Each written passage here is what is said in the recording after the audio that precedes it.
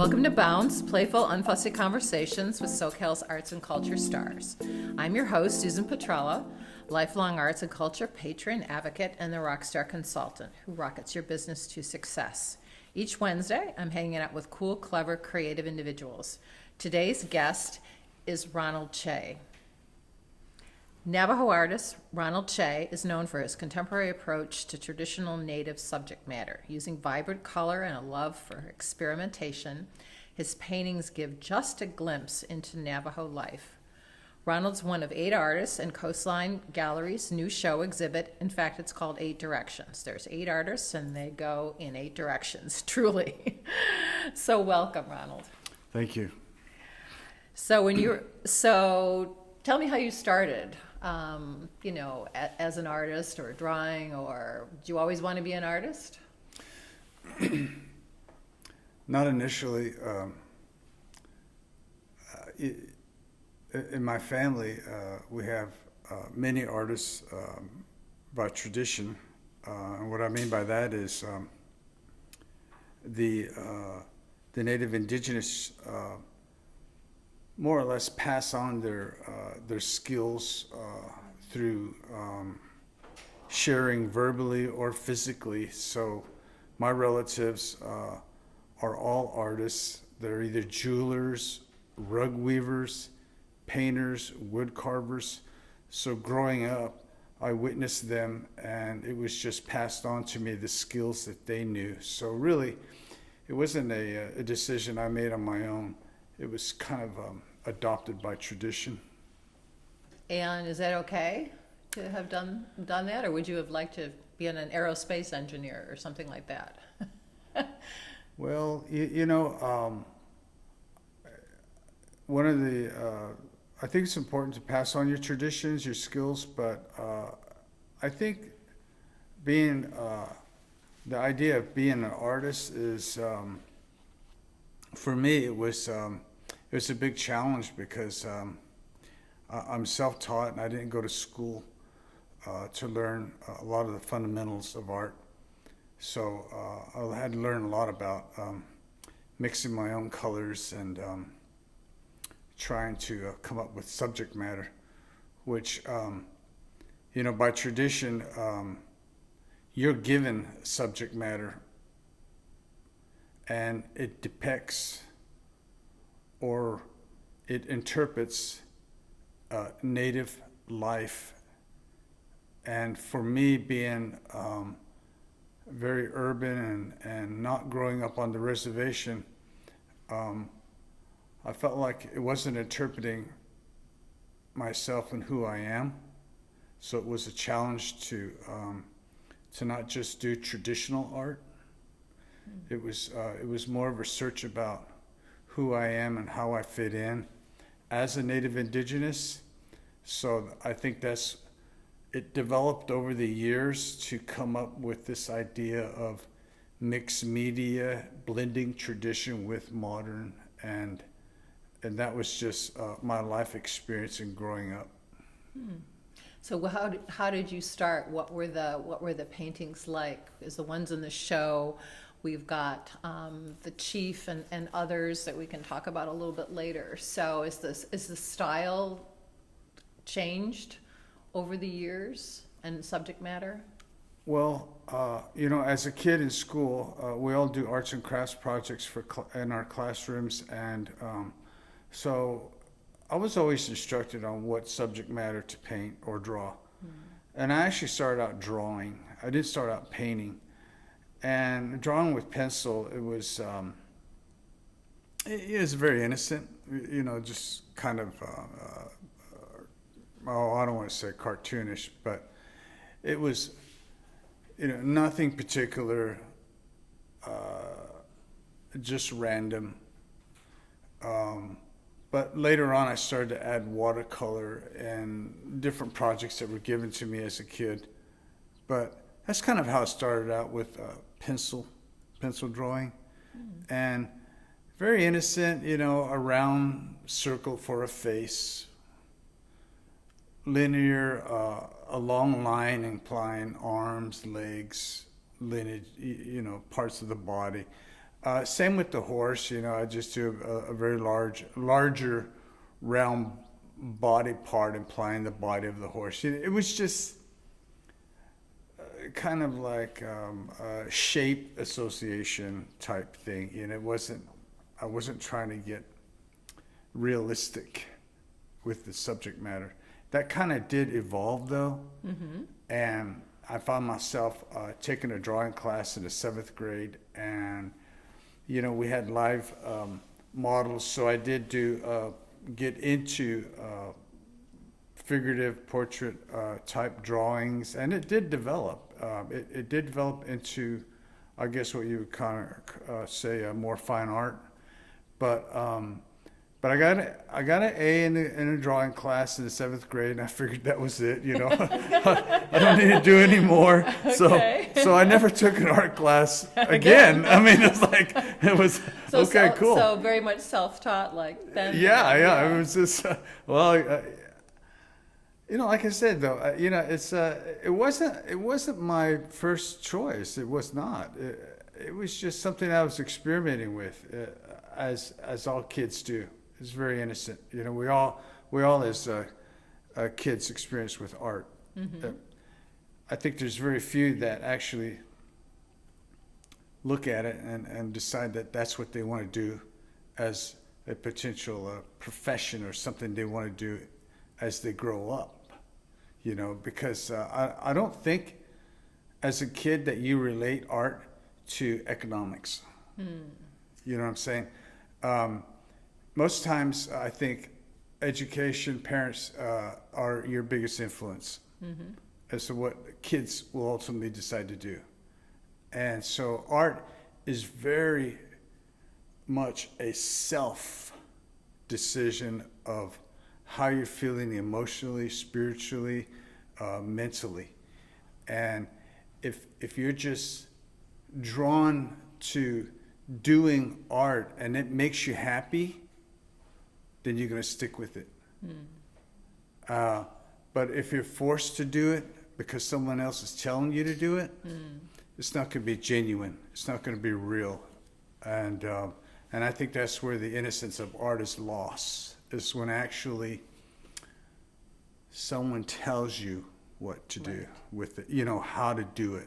And so for me, I'm very fortunate that I chose not to go to traditional school for art. I just let it evolve on its own. But you did have to master the economics of it, correct? I'm still starving. Okay. I don't think I've mastered it. Okay, well, everybody come to 8 Directions. Yeah. So there's very much a deep kind of traditional myths and such and spirituality from your heritage in your work. Oh, absolutely. I grew up off the reservation, as I mentioned, so I grew up not studying, not practicing the traditions and cultures of the Navajo people. And they're very rich. They have a very rich history of tradition and culture. So there's a lot of different types of beliefs, spiritual beliefs, and then there's ceremonial beliefs, and then there are traditional dances, and all of these have a purpose. They all are messages about walking, quote unquote, walking in beauty, in life, in harmony, and balance. It's all about blessings and healings. So when I was growing up, I grew up in Texas, graduated high school in Texas. I came back to New Mexico, and then I touched base with relatives I didn't know. I was reintroduced to a lot of the family members. And then along the way, I was reintroduced to a very important person in my life, my father. And then I realized my father was very traditional in belief, and he knew a lot about oral teachings of the Dine people, the traditions. So listening to him over the years, I decided to take his teachings and to incorporate it in my art. Slowly, it started to actually become my guide. And through these teachings of tradition, I then started to paint subject matter that was more related to, I say, spirits of the environment. And what that could be is any physical living creature. It could be animals, it could be horses as the spirit of the environment. It could be plants, it could be water, it could be air, all spirits of the environment. So I started to use that as my guide, as my palette, and then my ideas started to evolve around it. So then tradition, I started painting subject matter that was a little bit more abstract. It required a little bit of interpretation as to what I was trying to do. And so I find myself talking a lot about my art. I was going to say, because, rather than people just looking at it and going, oh, that's a nice art painting, it's like, what are you trying to do? What does it say? So, oh my gosh. Well, so, we'll ask you about one of those. I kind of lost the cell at less than a second into it, Yeah, because, I'm looking right now at the chief or whatever, so, it looks like a chief on a horse.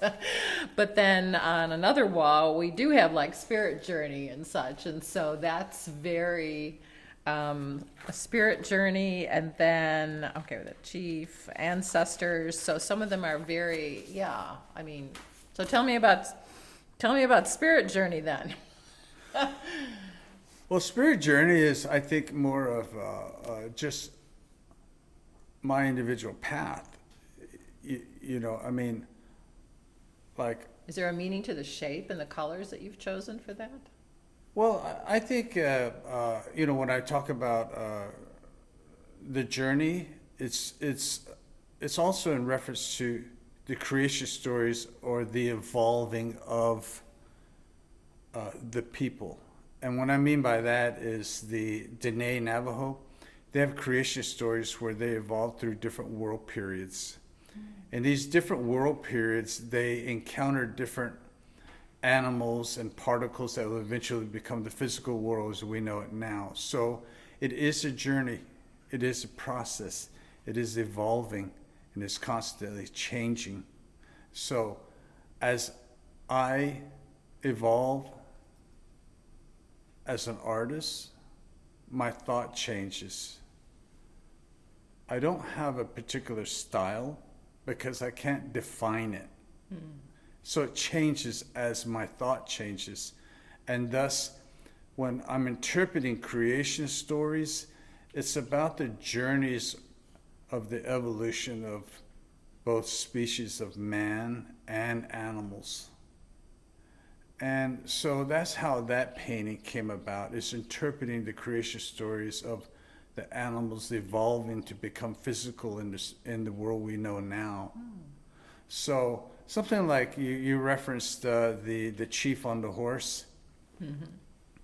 Well, I have a lot of mixed media in the background on that, because a lot of the subject matter in the background is about the hardship of the Native Indigenous people that they've had to endure throughout the years being in America. So my whole idea behind the chief on the horse is you have to have a strong leader. And this leader has to guide you through both the good and bad times in life. And this leader also has to be a good judge of knowing what to avoid, the pitfalls in life. And so that's my painting of about a strong leader. And, the term the chief is even used in describing the President of the United States, chief and commander. So I think it has it holds a lot of meaning. In other words, it holds a lot of clout and power, and representing someone of a high stature. So that's why I painted the chief. And then the red handprint that you'll notice. I was going to say, yeah, there's like... the red handprint is two things. One is the physical connection to the spirit world. Oh. Two, now you see a lot of the red handprint politically representing missing women or missing children on the Navajo reservations or all of the Indian reservations. Yes. And that's what it represents, this symbolically representing the missing women. And so, again, I use what's happening in the environment, current issues affecting or related to not only Native Indigenous people, to all people, So it's a message, it's a message. Okay. Be aware of this or take notice. So it's kind of, and that's probably why I don't sell a whole lot of art, because I think more or less my art is, It's too personal, maybe? I think it's very personal. I think it's very personal, and it's sending a message. And some of the messages aren't shared by all, I know like recently on the Navajo reservation, we had a visit from the politicians that are running for office. And to me, I don't like the idea that Native Indigenous is getting involved in American politics, because then it infringes on your tradition, who you are as a Native person, what you represent. Interesting. So I'm trying to keep it separate. I'm trying my best, but sometimes I can't. Okay. Sometimes I have to involve politics through my art, because it's a message. Hey, avoid this, do this. It's a warning. And then a lot of times when I do that, not everybody's on board with the same message, and so I kind of clash a little bit with society. But I don't mind, Okay.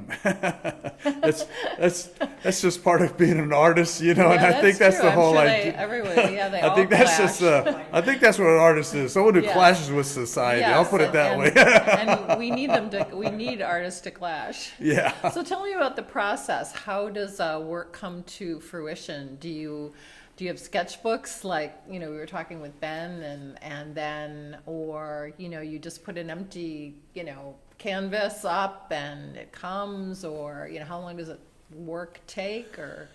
Well, originally I used to, sketch, sketch my subject matter, whatever it was, like a horse, like a rider on a horse. I used to sketch it. But then I had a hard time painting within lines. So then I eliminated the sketches. I said, that's a waste of time. I'm just going to paint. So I actually just paint directly, onto the canvas. I just actually use brush and start painting directly on. And, but then I think to get definition, to define some of the, background from the foreground, I will use a linear, solid color to divide. And so it is a process, but it's all a layering process. But no, I used to sketch, and then I just thought that was too defined automatically. You wanted to be freer. Yeah, I wanted it very loose. I wanted it just the thought to flow and change as it goes. I didn't want any limitations. Do you work on several works at a time, or one, or?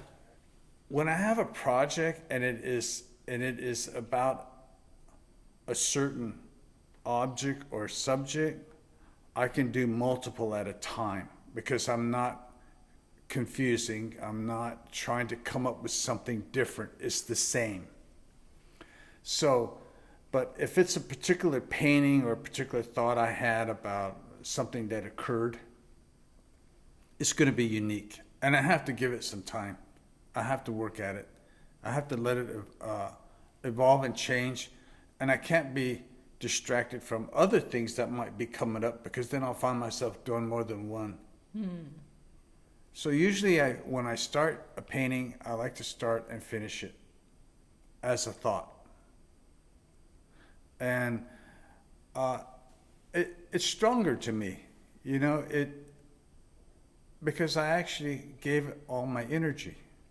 I gave it all my attention. So that piece Versus comes having out multiple stronger. paintings that would So pull each your one energy. is its own painting. Each one is its own thought process, And I never try to mix the ideas of blending and then taking time out to come back to it. I lose my train of thought. Anytime there's a gap when you stop, by nature, you're stopping that energy. You're stopping that flow. Your thought might continue, but your actual energy that you are applying stops. So then you have to come back to it again. And can you pick up on that same level again? You know what I'm saying?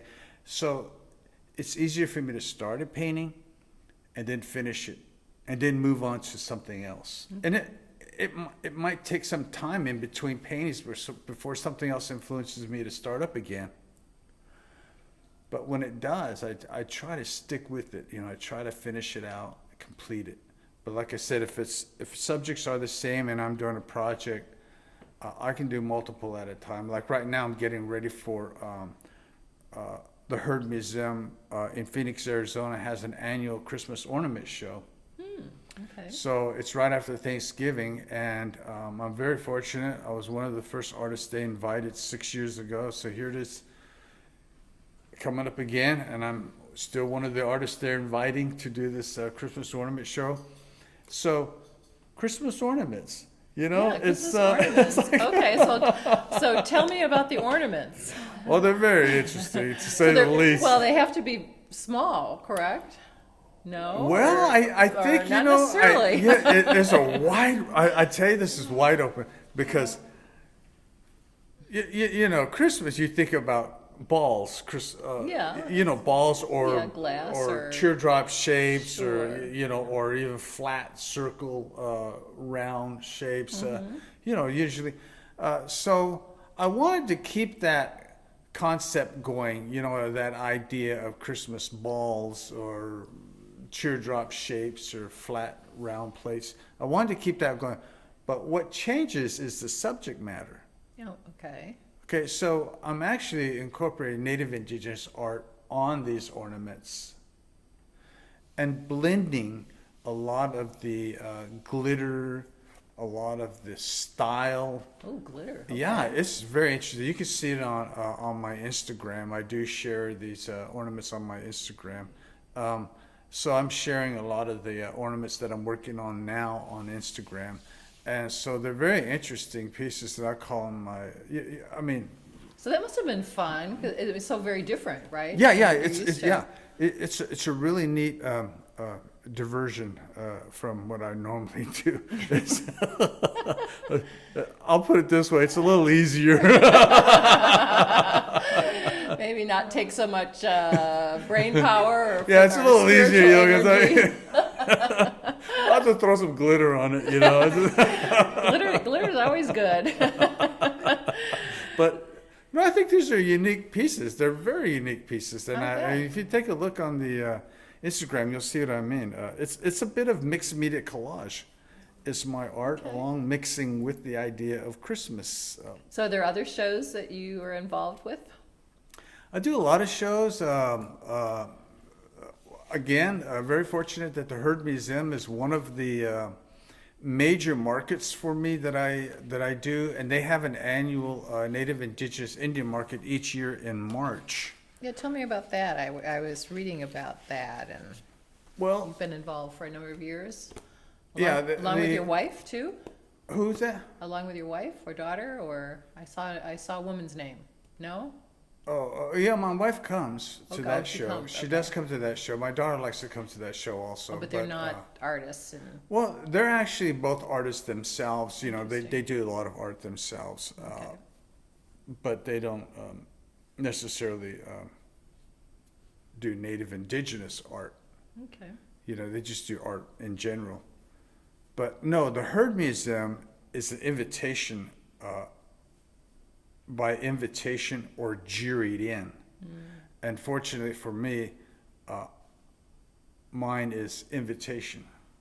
So I'm very honored that they're inviting me versus jurying me into the market. And so I've been doing the Herd Museum since probably '97. So it's been one of the longest shows I've been doing. And each year they just have been inviting me. So again, it's an honor. But they have roughly around 500 native juried artists. Okay. And these artists are like some of the best native indigenous artists around. And they're jewelers, they're potters, they're rug weavers, they're sculptors, mixed medias, you know, painters. So it's really a nice collection of high caliber work. And so I like going there. I like seeing the artists, visiting with them, seeing what, you know, what's new, what's not new. Sometimes the biggest, one of the biggest enjoyments I get is when I'm able to actually exchange my art with another native artist. Yeah. And by tradition, man, you can't beat it. It's like price is not the issue. It's the appreciation of art. You know, so we don't put a money value as far as our trade. We just trade what we both really value as equal. And that's just one of the beauties that I've learned over the years is You must have a wonderful collection then. oh, I've got really some unique, beautiful pieces. I saw that. Oh my gosh, yeah, that is stunning. I do trade with, like I said, Okay, I'll trade you. No. other artists. And, yeah, so this I don't is have any art like, to give you. That's gorgeous. I do trade with other artists, you know, jewelers, sculptors, wood carvers, painters, and you know, so it's a really nice thing to do. So when you're not painting, what do you do? Well, when I'm not painting, I usually one of my hobbies is fishing. Fishing, okay. Oh yeah, I love fishing. You know. Any particular places? Well, because of living here in Orange County, along close to the coast, one of the places I go to is Newport Pier. Okay. And you never know what you're going to catch, you know. But the challenge is to catch something. And, you know, so it takes a lot of time sometimes, you know, so you're sitting out there for an hour or two. So while Ben surfs, you're fishing to kind Well, yeah, it's... clear your mind and kind of... Yeah. It operates a different part of your brain for sure, Okay. you know, and it stimulates different parts of your, you know, your physical reaction, you know. And so for me, fishing... Of course, I have to concentrate, you know. I mean, I gotta pay attention because if I catch something, I've got to be able to reel it in, hook it in, you know, that excitement starts. Do you have a particular favorite spot on the pier? Do you have a particular favorite spot from which you fish? Not really. You know, I like going to Newport Pier, but I also like going to freshwater lakes. And I do travel a lot. You know, there's some great lakes in New Mexico, Colorado, Utah. You know, so there's other places. And, you know, fishing has become a hobby of mine. It really has.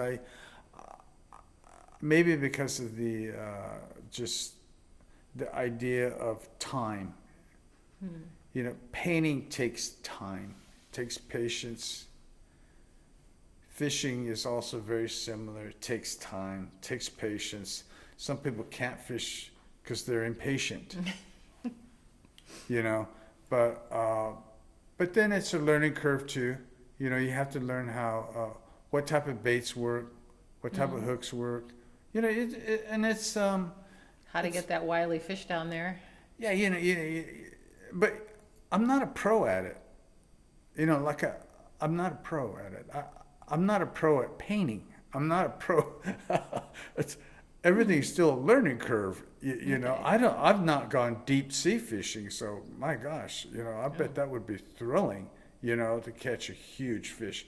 But you have to know what you're doing, Right, you right. know, and so I'm not ready, you know, and it's just like I said, it's a hobby more or less. It's not that it's a profession of mine. I don't compete, you know. There's other things I enjoy, you know. I like sports. I like, Okay.